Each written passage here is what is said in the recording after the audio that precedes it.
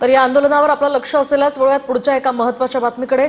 महायुतीचा महापौर होईल पण शिवसेनेचाच त्यावर दावा असेल, नंदकुमार घोडेले यांनी हे वक्तव्य केले।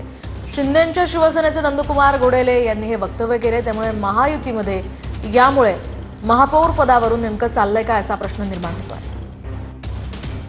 महापौर महायुतीचाच होईल।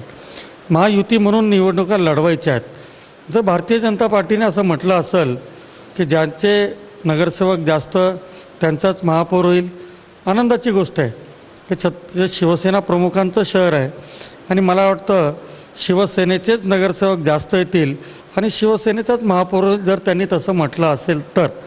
परंतु महायुतीचा महापौर होईल हे आधी आम्ही सांगितलेलं आहे आणि जर भारतीय जनता पार्टी असं म्हणत असेल तर निश्चितच वेळेवर काय ते आमचे नेते ठरवतील, पण महापौर पदावर शिवसेनेचाही दावा राहील हे या ठिकाणी मी निश्चितपणे